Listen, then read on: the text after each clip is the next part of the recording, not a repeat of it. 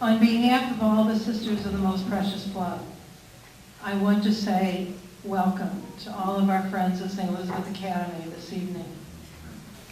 This seems to be a very significant time when we pause to kind of look back over 125 years and to say where we are now and look forward to the future. Over the years, St. Elizabeth has changed to meet the changing needs of the families we serve. If the Academy had not had this kind of flexibility to meet the needs as they developed, we would no longer be the only private Catholic girls' school in the city of St. Louis.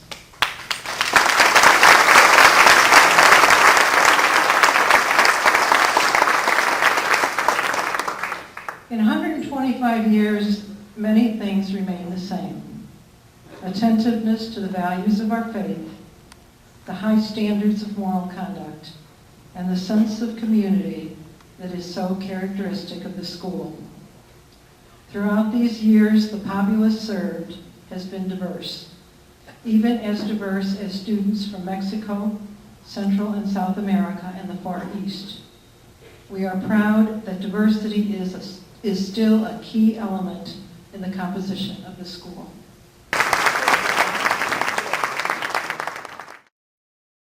Our St. Elizabeth story begins at a site 3 miles outside the city limits, reachable only by a dirt road called Susquehanna, in a largely undeveloped area several blocks east of Grand. High on a hill stands the Schiller Mansion, a 10-room house, whose owner, Mrs. Schiller, wanted to start an orphanage for German Catholic girls. When this plan failed, the Vicar General of the diocese asked Mother Augusta Volk, who had led the Sisters of the Most Precious Blood from Europe to America to escape religious persecution, to move their small school from O'Fallon to St. Louis, provided they could accept Mrs. Schiller's terms, to pay the $14,000 debt and $6,000 for the land, as well as all later taxes and assessments, and to give her a home for life at their own expense, while she retained control of the property.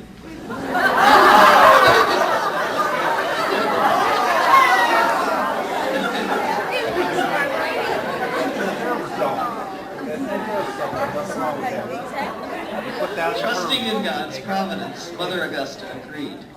And St. Elizabeth Institute opened September 1st, 1882, with a staff of 6 sisters and with 4 pupils.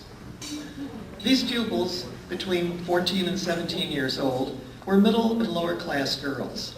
They followed a unique 2-year program. In the late 1880s, Mother Beata began to develop a fuller curriculum to compete with other boarding schools. More space was needed. Mrs. Schiller died in 1892, and although there was still some unclarity in her will regarding who owned the property, the sisters decided to build.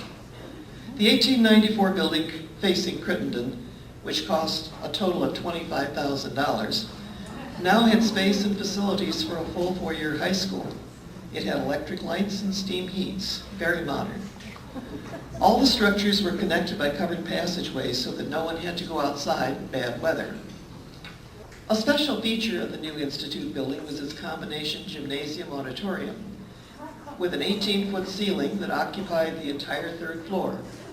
This spacious hall was used for plays, recitals, and graduations, and even occasionally for dances, but without any boys. Girls danced with each other. A formal grade school division was opened in the mid-90s, but all students were still boarders. In the 1895s, secretarial courses were added. 1896 saw the first graduate from the 4-year program, a class of 1. This girl later returned to be the teacher principal of the new day school. For the 1907 Silver Jubilee, the Precious Blood Chapel was built and the alumni founded. By 1912, enrollment had grown so much that the sisters considered moving to a site called Lakewood in Webster Groves, but decided instead to stay on the original site and expand. The north wing was built in 1914 With space available, in spite of some opposition from two neighboring parishes, the sisters opened a day school division. One person, Sister Aquina, taught all 17 pupils of all ages and grades in a single classroom. In 1927, the PTA was formed and a new gym built. The stage proscenium arch was moved from the third floor to the gym. Then the Depression hit, and money was scarce. When the 1932 Golden Jubilee was celebrated with an elaborate pageant, The Links of Gold, written and directed by Miss Margaret Brewer, the art teacher, yes, the same one.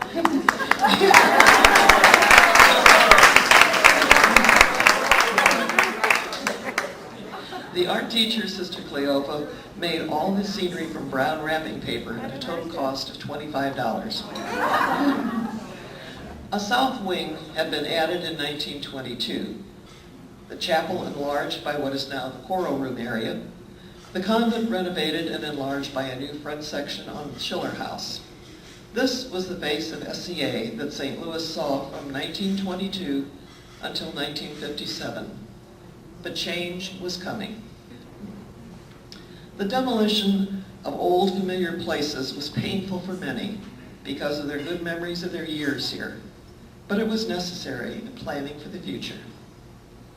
The present school was built for 500 students, including a chapel that could accommodate the entire school, for which Mother Borgia asked and received special permission from Archbishop Ritter, who came both to lay the cornerstone and later to bless and dedicate the new building shortly after its completion. And things have kept moving along since then. To name a few, an advanced college credit class program was begun in the late 1960s. The grade school was phased out and closed in 1961. Resident Hall was closed in 1976, so the students now are all high school day students. At our centennial in 1981-82, Tennessee was renamed St. Elizabeth Avenue. In 1994, the central building was placed on the National Register of Historic Places. We are very proud of our past, and we are looking forward to see what the future holds for our St. Elizabeth. Thank you.